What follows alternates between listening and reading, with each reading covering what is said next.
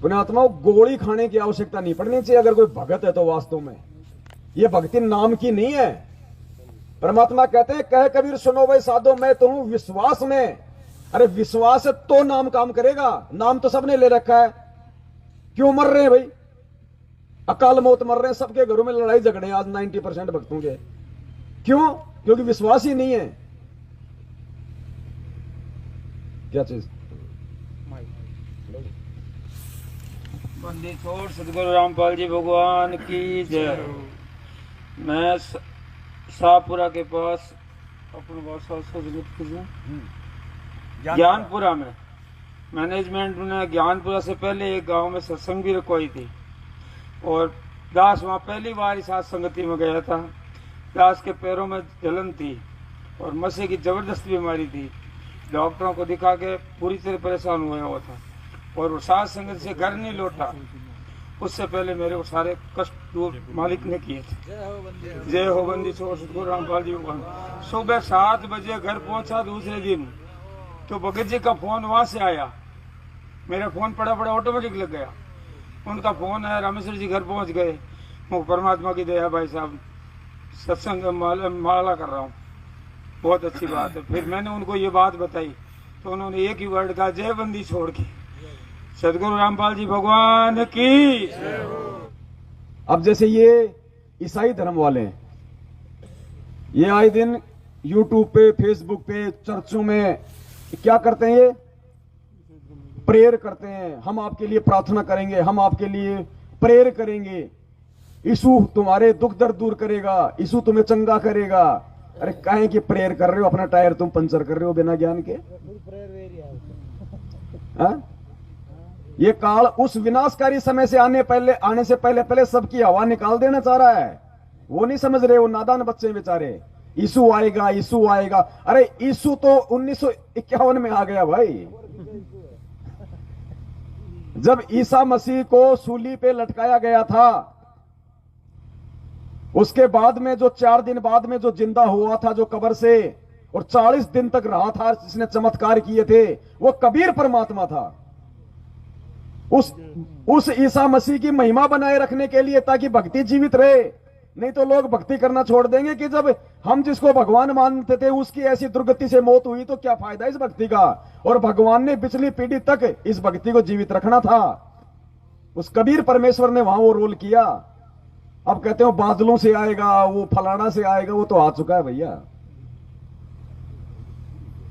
तो भगत जी ने जो कहा वो बिल्कुल सही है, क्योंकि भगत पहली बात तो झूठ नहीं बोलता, और तीसरी बात ये परमात्मा की महिमा में लिखा हुआ कि परमात्मा तो खड़े खड़े लाभ देता है, खड़े खड़े। अब देखो आपकी आंखों के, देखो हमें लाभ क्यों नहीं मिल रहे आज। बहुत सारे भक्तों के हमारे पास में फोन आते हैं, वो कहते हैं भगत जी मैंने पाठ भी कराया, मैंने ज्योति भी कराई, और मैं तो ये टीवी पे इंटरव्यू सुनता हूं, नाम लेते ही उसका कैंसर ठीक हो गया, उसका वो ठीक हो गया। अरे भैया ठीक इसलिए हो गया क्योंकि उसने विश्वास किया। उसने विश्वास किया भाई, और उसके पिछले संस्कार मजबूत हैं। गुरुदेव ने क्या बताया कि उस भगवान ने नामदेव के हाथ से दूध क्यों पिया? बाकी लोग भी तो दूध पिला रहे थे। भगवान ने कर्माबाई का खिचड़ा क्यों खाया? बाकी क्या खिचड़ा नहीं खिलाते थे? सबका क्यों नहीं खाया भगवान ने? परमात्मा ने कहा कि इसके पीछे रीजन है कि पिछले जन्म से होते हैं पूर्ण हंस मुराद। ये पिछले संस्कार उन आत्माओं के होते हैं जबरदस्त, जिसकी वजह से परमात्मा भक्ति को जीवित रखने के लिए और उन आत्माओं के हृदय में एक वो विश्वास बनाए रखने के लिए और आने वाली पीढ़ियों के लिए उनको एग्जाम्पल बनाने के लिए वो खेल खेलता है परमात्मा। तो ये जो भगत कहते हैं कि भैया उसका तो नाम लेते कैंसर ठीक हो गया, उसकी छोरी मर गई थी भगवान ने जीवित कर दिया, उसके ये रीजन होते हैं। हमने ये टीवी चैनलों पे मीठे मीठे इंटरव्यू देख के भ्रमित होने की जरूरत नहीं होनी चाहिए। अब एक भाई था वो खाली इसी बात को लेके गुरुजी से रुस गया कि मेरे तो दुख ही दूर नहीं हो रहे। वो क्यों? बोलो गुरुजी तो कहते हैं जब ही सतनाम हृदय दर्यो भयो पाप को नाश, और जैसे चिनगारी अग्नि की पड़े पुरानी घास। तो गुरुजी तो कहते हैं जब सतनाम ले लेगा तो बिल्कुल सारे पाप कर्म तेरे भस्म हो जाएंगे। तो मैं तो सतनाम ले लिया भगत जी, 6 महीने हो गए, मेरा तो ये रोग ही नहीं कट रहा। अरे मैंने कहा भैया थोड़ा समझने का प्रयास कर। परमेश्वर क्या कह रहे, जब ही सतनाम हृदय दे रहे हो भयो पाप को नाश। जिस प्रकार गुरुजी ने बताया कि माचिस होती है, माचिस की तिल्ली तुम घास के लगाओगे तो वो घास को जला के नाश कर देगी। अब ये भी तो देख, एक तरफ तो 1 किलो घास है, एक तरफ 1 टन है, तो माचिस तो अपना बराबर काम करेगी, दोनों को आग लगाएगी। लेकिन जो 1 किलो है वो तो 5 मिनट में भस्म हो जाएगी, और 1 टन को भाई लग जाए 4 दिन। तो तेरे पाप कर्म भी तो देख है कितने युगों युगों के। पुण्यात्माओं बहुत गहरा है ये अध्यात्म, जितना जाओगे उतना ही अंदर। परमात्मा क्या कहते हैं, जुगन जुगन के पाप सब युगन युगन के मैल। युग और जुग ये 2 शब्द हैं। जुगन जुगन के पाप सब और युगन युगन के मैल, जानत है जगदीश तू बहुत किए बद फैल। ये परमात्मा तू जानता है कि उन जुगों जुगों में और युगों युगों में हमने कितने पाप कर्म किए हैं। युग, एक युग, और जुग, कितने युगों को मिला के एक युग बनता है। कहते हैं इतने युगों से जुगों से तू पाप कर्मों में धसा हुआ है, और अब तू चाहता है कि शरण में आते तेरे सारे में पाप कर्म हल्के कर दूं। तू भी तो उतना विश्वास बना के दिखाए एक बार। तू चाहता है मेरे सारे पाप कर्म नाम लेते भस्म हो जाएं, और मैं चाहता हूं कि नाम लेते तू मेरे ऊपर समर्पित हो जा। क्या तू हो पाएगा? नहीं, तो मैं कैसे काट दूंगा। गुरुजी कहते हैं ये तो वही बात है, जितनी चीनी डालोगे उतना ही मीठा होगा। तो परमात्मा तो खड़े खड़े लाभ देने के लिए तैयार है भाई, लेकिन कोई लेने वाला चाहिए। भगत जी कह रहे हैं वो गलत नहीं है जो इनके साथ जो हुआ है, परमात्मा ने उसके एग्जाम्पल दिए हैं। ये सत्संग सुनो पुण्यात्माओं, ये वही भगवान है, कोई दूसरा नहीं है, ये काशी वाला ही है। इन बातों को हमने बहुत गहराई से सोचना चाहिए पुण्यात्माओं। पर तुम तो ये बातें हर स्थान पर बार बार ये सुनने को नहीं मिलती है। तुम मौज कर रखी परमात्मा ने कि यहाँ 15वें दिन बाग लगा दिए अपने सत्संग के, और भगवान आत्माएं रह कर आ रही है। देख कितना दयालु है ये परमात्मा, अपनी प्यारी आत्माओं को पहले तो सुख देता है, दुखों को दूर करता है, और फिर इनको रुचि बनाता है कि ओहो देख ये पैसा मेरा वहां बर्बाद होना था, आज भगवान के पुण्य में लग रहा है। ये समय मेरा वहां हॉस्पिटल में लगना था या किसी और वहां लगना था, और आज परमात्मा के चरणों में आ रहा हूं। वो आने की हिम्मत भी देता है, दान करने के लिए पैसा भी देता है, और अंदर से प्रेरणा भी करता है। करे करावे साईया ये मन में लहर उठा, दादो सरदर जीव कहो आप बगल हो जा। करे करावे साईया मन में लहर उठा, और दादो सरदर जीव के आप बगल हो जा। परमात्मा सामने नहीं आता कि मैं कर रहा हूं, नहीं, उधर से यहां बहुत से ऐसे प्रमाण आपको मिलेंगे। डॉक्टर ने कह दिया कि इसको 2 लाख रुपए लगेंगे, इसका ऑपरेशन होगा, और वहां ले जाइए पीजीआई के अंदर। पीजीआई में जाते हैं, एक बहन ने बताया कि मुझे गले में, अभी की बात है, मेरे को गले में 4 गांठें होगी। ध्यान से सुनना ये सत्संग, पुण्यात्मा वही भगवान है, और इसने जो लाभ दिया किसी जानवर को नहीं दिया, अपने भक्तों को दिया है, और हम भी उसी कैटेगरी के भगत हैं, सिर्फ विश्वास की कमी है।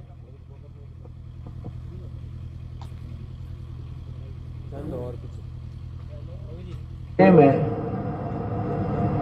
4 गांठें होगी, पानी भी नहीं घट के जाए, अंदर नहीं जा रहा था।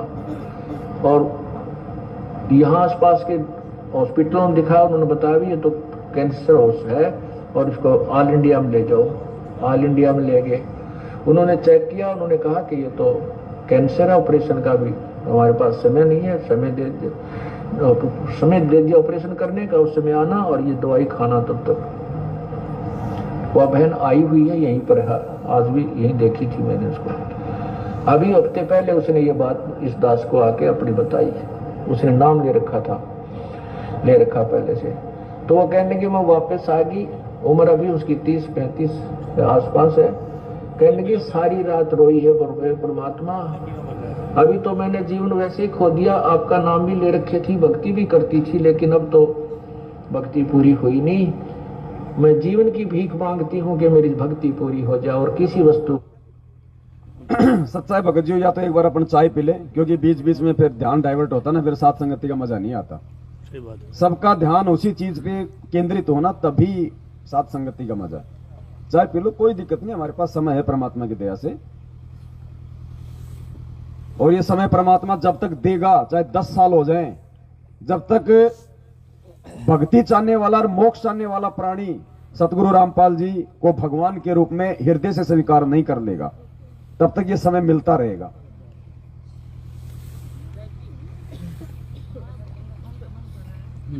क्योंकि अब जब परमेश्वर आएंगे ना, तो ये ब्रह्मा विष्णु महेश के माता पिता नहीं दिखाएंगे, ये तो दिखा दिए जितने दिखाने थे भगवान ने, और जिसको देखने होंगे वो मालिक ने डाल डाल के सीडी में, मेमोरी कार्ड में भर दिए। अब तो हम जैसे नालायकों ने अपने भगवान की महिमा गानी है। आश्रम में बैठा के सिंहासन पे भगवान को भोग लगेगा जैसे आज लग रहा है। अब गुरुजी अपने आप को छुपाने वाला रोल नहीं करेंगे। अब उन्होंने अपनी पहचान करवा दी। भगत जी वो जनरेटर, अब तो परमेश्वर को भोग लगेगा जैसे यहां लग रहा है। भगत जी जनरेटर, अब तो मालिक राज करेगा पूरी दुनिया पे। चाय कॉफी। और परमात्मा कहते हैं, जय कोई माने शब्द हमारा, राज करे काबुल कंधारा। परमेश्वर के बच्चे ही राज करेंगे पूरी दुनिया पे।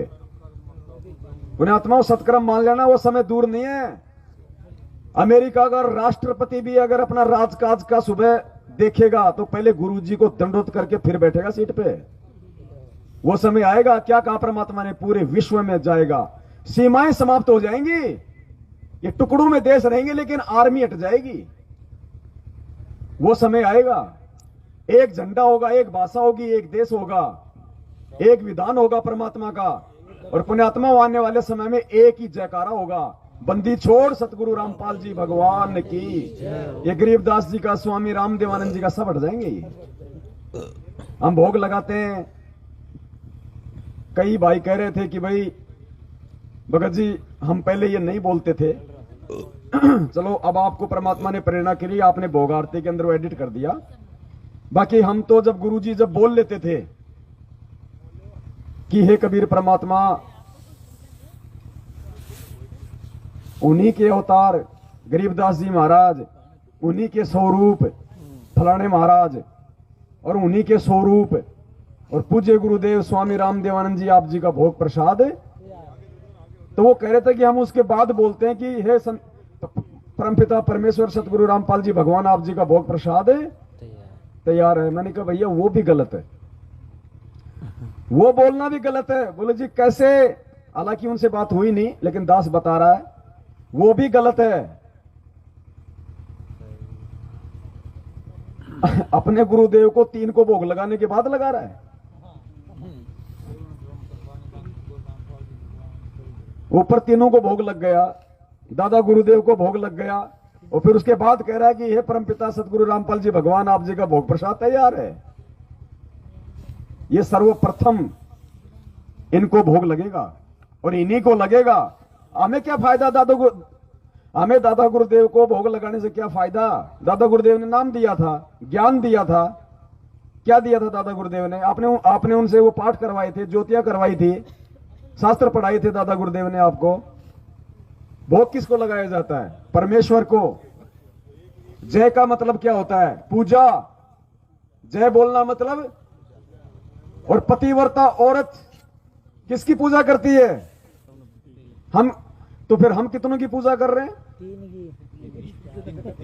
भाई जब हमें ज्ञान आधार से आज मालूम हो गया कि बंदी छोड़ कबीर साहिब की जय, तो कबीर साहब कौन है आज? बंदी छोड़ गरीबदास जी महाराज की जय, तो गरीबदास जी महाराज जी का रोल किसने किया? अगर कबीर जी ने किया तो कबीर जी कौन थे? और दादा गुरुदेव की जय बोलने का कोई मतलब ही नहीं है। जय एक ही बोलेगी।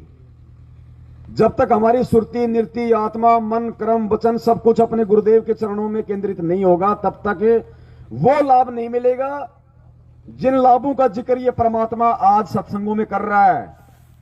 अब आप कहोगे साहब उस समय तो ज्ञान आधार था ही नहीं, गुरु जी को कोई भगवान मानता था ही नहीं। तो उस समय परमात्मा ने खड़े खड़े क्यों दिए? क्योंकि परमात्मा ने उस समय भक्ति को परवान चढ़ाना था।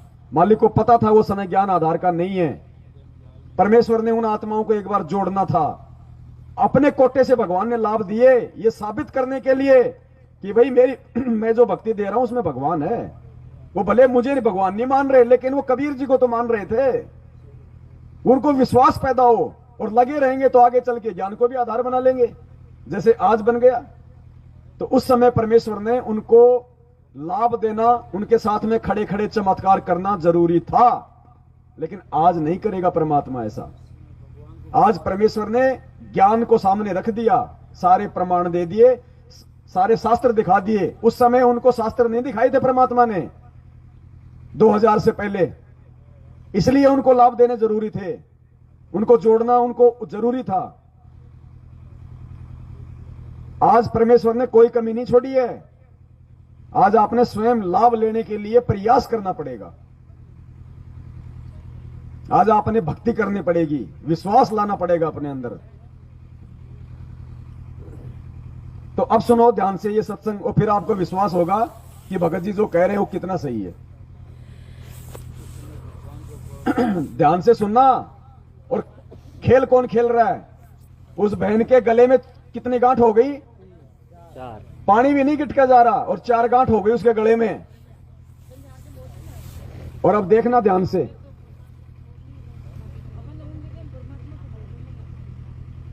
तो कि मुझे चाह नहीं रही, सारी रात रोई। ऑपरेशन मेरे को गले में थे।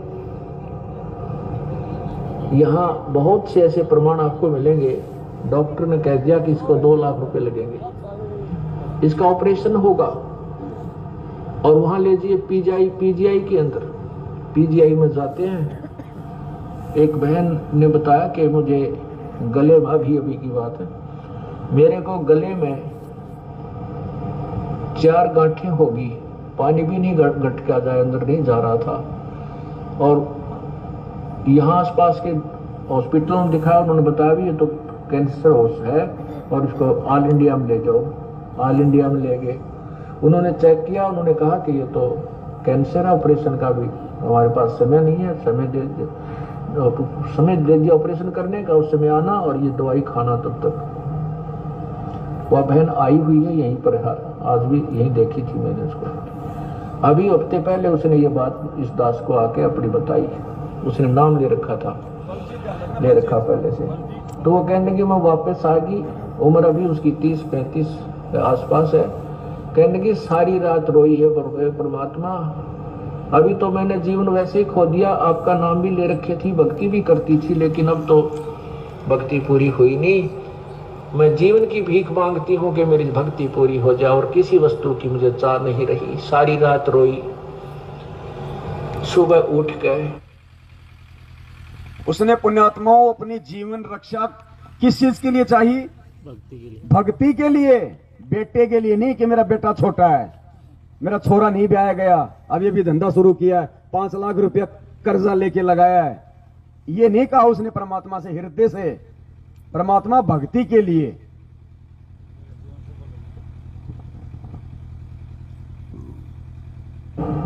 जब मैं रो रही थी तो एक पड़ोसन, एक लड़की आ गई।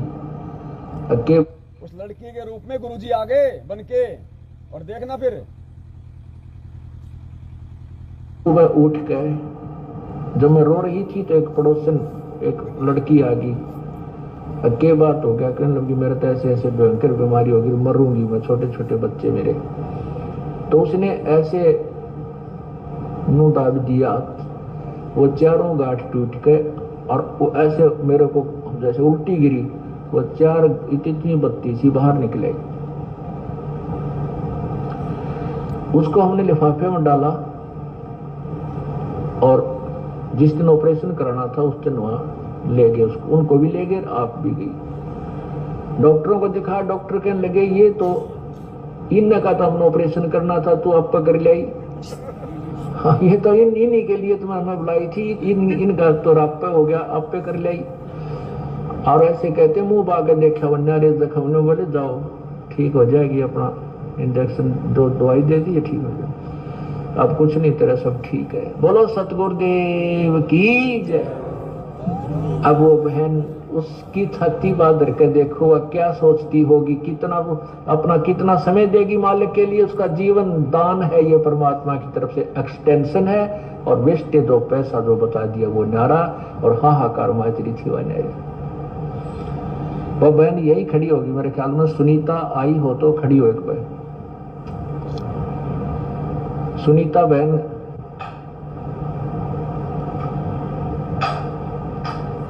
वो चली गई होगी फिर।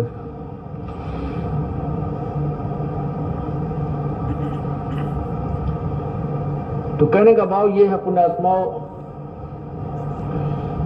अब कहते करे करावे साइया मन में लहर उठा। अब उस बहन की कितनी रुचि दान में भी, सेवा में भी आगे खड़ी रहा करेगी, सत्संग भी सुनने आया करेगी कि मुश्किल से भगवान ने दोबारा जीवन दिया है। तो ऐसे ही ये परमात्मा हमारे जन्म मरण के रोग को जड़ से निकालेगा। तो क्या बताते हैं, नर से तीतु पशुआ की जय गद्दा बैल बनाई, ये 56 भोग कहाँ मन बोरे, कहीं कुरडी चरने जाई। ये 56 भोग कहाँ मन बोरे। पुण्यात्मा बहुत गहराई से सोचा करो इन बातों को जो आपको बताई जाती है। कोई शौक नहीं है हम कह रहे हैं तुम सुन रहे हो, ये कहन सुनन तक नहीं रखना। ये बातें कहन सुन की नहीं, ये कर पाड़ने की है। ये केवल सुनन तक सीमित नहीं रखना, इनके ऊपर कदम टू पॉइंट आपने चलने का प्रयत्न करना है। सहारा भी भगवान देगा, कबीर परमात्मा आपको सहारा भी देगा। हम उसी के सहारे से इस काल के साथ संघर्ष कर सकते हैं। जीव के बस की, जीव के कोई औकात नहीं है। कहते हैं ब्रह्मा का आसन खिसा जब सुनी काल की गाज। यो काल जब दहाड़ता है गरजता है, ब्रह्मा जैसे, ब्रह्मा विष्णु महेश जैसे के जो है ना, उसके आसन भी थर्राने लग जाते हैं। और अर्जुन जैसा योद्धा देखकर उस काल को कांप रहा था, तो बाकी किसके विषय में कहें कि इस काल से कौन सुरक्षित हो सकता है। ये तो कबीर परमात्मा के सामने इस काल की दाल में ही गलती है, नहीं तो 21 ब्रह्मांड में ये सब के ऊपर प्रभु है। केवल कबीर परमात्मा के सामने ये नतमस्तक हो जाता है। उसकी चर्चा के जहां चलते वहां आसपास भी नहीं रहता। ये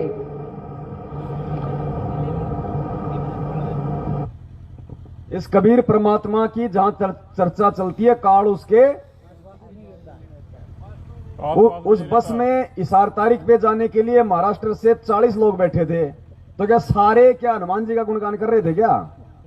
कोई तो चर्चा कर रहा होगा। सुबह 4 बजे का टाइम था, कोई नित्य नियम कर रहा होगा, कोई मंत्र कर रहा होगा, सारनामी वाला सारनाम का कर रहा होगा।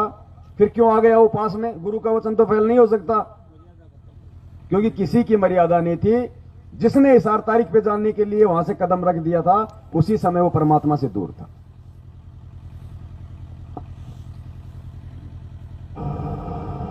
दादू साहब कहते हैं, केर ही नाम कबीर का ये विषम काल गजराज। दादू भजन प्रताप से यो भाज्य सुनकर आवाज। जैसे आथी ये परमात्मा की महिमाओं में लिखा हुआ है। गुरुजी कहते हैं ना, परमात्मा की महिमाओं में लिखा हुआ है। ये लाभ देना, ये उसके गुण हैं, ये दिए भगवान ने, और आज भी दे रहा है और आगे भी देगा अगर कोई लेने वाला होगा तो। एक और सुनो एक बहन का, पुण्यात्माओं रोंगटे खड़े हो जाएंगे। फिर मालूम पड़ेगा आपको कि सतलोक आश्रम बरवाड़ा में हॉस्पिटल किसने खुलवा रखा था, गुरुजी ने या उन काल एजेंटों ने? जिनको भगवान पे विश्वास नहीं था, उन्होंने वो हॉस्पिटल खोल रखा था, जो बरवाला कांड के बाद एक मुकदमे का कारण बन गया। दास ने उस पर 4 घंटे का वीडियो बनाया था जब उस मुकदमे में आया था फैसला कि ये सारे के सारे जो ये कुकर्म है, ये मैनेजमेंट वालों की अपनी सोच है, गुरु को मानुस मानने के चलते। अरे गुरुजी के बॉडीगार्ड, पुण्यात्माओं, आज आप गुरुजी के पीछे उनकी रक्षा के लिए बंदूक लेके चल सकते हो क्या? हिम्मत है क्या? नहीं है? गुरुजी के बॉडीगार्ड। अरे 50,000 मिलेंगे, कोई तो खड़े हो। नहीं नहीं सही पैसा। है? ये गुरु को मानुस मानने के चलते ऐसी घटिया सोच थी मैनेजमेंट की। और एक नहीं 40-40 चलते थे, 30-30, 20-20 सत्संग गुरुजी करते थे। चारों तरफ शीशा लगा रखा था। कौन सा शीशा? बुलेट प्रूफ, बंदूक भी नहीं जा सकती उसके अंदर गोली, वो शीशा लगा रखा था। और उस शीशे के दोनों तरफ संगत की तरफ बंदूक तान के दो और खड़े रहते थे ना, जब तक गुरुजी सत्संग करते थे। अरे मेन गेट पे तो मशीनों से हमारी चेकिंग। गुरुजी के तूने शीशे ऐसे लगा रखे जिनमें बंदूक नहीं जा सकती, दो तुम और खड़े हैं, और सामने बेचारे ये भोले भगत, ये गरीब भगत बैठे। हमें भगत नहीं, वो आतंकवादी समझते थे कि पता नहीं कौन सा मार देगा गुरुजी को। अब बताओ, ये हाल था। ये विधान भगवान ने चेंज करना है पूरा। ये गंदगी थी जो भगवान ने निकालनी थी। आश्रम में स्विमिंग पूल जो गुरुजी की बदनामी का कारण है। अरे हमें तो परमात्मा कम से कम सुविधा देने की बोलता है, और गुरुजी वहां पे 15 लाख का अपने बच्चों के दान से स्विमिंग पूल आके छिपके मार के नहाएगा। ये घटिया सोच किनकी? उन काल प्रेरित लोगों की। काल ने उनमें पहले से ही प्रेरणा कर रखी थी, अपना एजेंट बना रखा था। सतलोक आश्रम बरवाड़ा में पीछे 5 मंजिल का महल खड़ा कर रखा था मार्बल का। किसने किया? वो भगवान तो आज 8x12 की कुटिया में सो रहा है, जहां पे फर्श भी टूटा हुआ है। ये वो संत है जो 120 साल तक वो काशी में रह के चला गया झोपड़ी में, आज मार्बल में सोएगा बना के। और 5 मंजिल का जो हमें कहते हैं कि घर तो 3.5 आध गणा तो पूरा 4, इससे अधिक जो चाहे उसको नहीं है ज्ञान है। करनी और कथने में अंतर इसके नहीं हो सकता। ये करनी और कथने में अंतर इन मैनेजमेंट वालों के था, जिसका परिणाम पूरी संगत ने भोगा और ये खुद भोग रहे हैं। जो व्यक्ति संगत के दान पे हराम के टूक तोड़ता हुआ पुलिस के डर से भगोड़ा बन के घूम रहा है, वो भगत नहीं है, वो जीवन नहीं है, धिक्कार है। भले उसके पास में लाखों रुपए हो, उसके पास में अरबों रुपए हो, वो जीवन नहीं है उसका।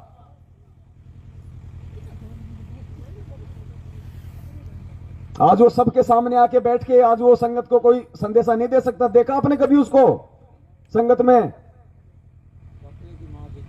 अरे गुरुजी के असली बेटा बेटी कौन है? खुद का बेटा तो भगोड़ा बन के घूम रहा है, वो बेटा है। आज उसकी दोहरी जिम्मेदारी थी। अगर वो समझता कि गुरुजी मेरे शरीर के बाप है, तो नालायक तेरा तो 2 तरीके से हुआ बाप है, शब्द का भी और बिंद का भी। अगर तू मानता तो तेरी तो हमारे सत्सेवकों से भी डबल सेवा होनी चाहिए थी। आज चाचा ने टुकड़े फेंक रखे हैं, आराम से घूम रहा है भक्तों के, कभी कहीं 20 दिन, कभी 10 दिन, कभी होटलों में। दाढ़ी बढ़ा रखी है छोटे वाले ने बड़ी बड़ी, भगोड़ा है ना। पुण्यात्माओं बहुत, अब क्या बताए दास यहां पे। ये परमेश्वर ने दया की, कैसे सद्बुद्धि दी भगवान ने, जो उस गंदगी से हमें निकाल दिया। छोटा लड़का गुरुजी का 1 साल पहले गुड़गांव गया किसी भगत के, रात को छोरी छेड़ दी उसकी। ये हाल है इनका। 2 अक्टूबर को दास ने पीला पर्चा डाला था आप सबको। हरियाणा के सोनीपत का नामदान के अंदर रणवीर, माता बहनें आती थी नाम शुद्ध करवाने, नंबर ले लेता था, रात को बातें करता था, ऑडियो वायरल हो गई। महेंद्र भगोड़े ने गुरुजी का नाम लेके उसको नामदान केंद्र से हटा दिया, नामदान केंद्र भी बंद करा दिया। और आज उसका पीला पर्चा आ गया कि गुरुजी ने उसको माफ कर दिया, सभी जगह उसकी एंट्री हो गई। मध्य प्रदेश के धार जिले के नामदान केंद्र पे हमारी भूरी बहन जो कि भील समाज से थी, अपने 3 छोटे छोटे बच्चों के साथ नाम शुद्ध करवाने गई थी। 8 दिन तक उसी नामदान केंद्र के ऊपर उसका बलात्कार हुआ। वो एफिडेविट मैंने आपको दिखाया ना 3 घंटे के लाइव वीडियो में। उसके पति ने जाके पुलिस में रिपोर्ट करी। 15 लाख रुपए दिए उसके पति को मैनेजमेंट वालों ने, और वो भी गुरुजी का नाम लेके कि गुरुजी का आदेश है इस केस को रफा दफा करवाना है। और फिर उस भूरी को उसके पति ने इतना मारा, 8 दिन तक वो हॉस्पिटल में एडमिट रही। और नामदान केंद्र वाला बोल रहा है मेरे को तो उससे प्यार हो गया था, जबकि 2 बच्चों का बाप हो, 3 बच्चों की मां हो। तो ये क्या मतलब वो प्यार वार खेलते हैं क्या? ये ये हो रही है भक्ति इनकी। गुड़गांव नामदान के अंदर सफेद डाडी आ रही लॉकडाउन में, एक दिल्ली से हमारी बहन जिसकी मैंने ऑडियो डाली थी, नाम शुद्ध करवाने गई थी, अकेली थी बेचारी, अंदर से कुंडी लगा ली, बड़ी मुश्किल से भागी। ये राक्षस हैं। परमात्मा जो कहते हैं ना कि जो सतयुग में जो राक्षस थे वो कलयुग के ब्राह्मण, वो असली ब्राह्मण ये हैं। ये वो तो फिर भी शर्म कर जाते हैं समाज वाले, तो इनको शर्म नहीं है। कितने कुकर्म गिनाए, गिनती नहीं है। लेकिन आज हमारा मकसद परमेश्वर की महिमा, इनके कुकर्मों की गिनती करना नहीं है।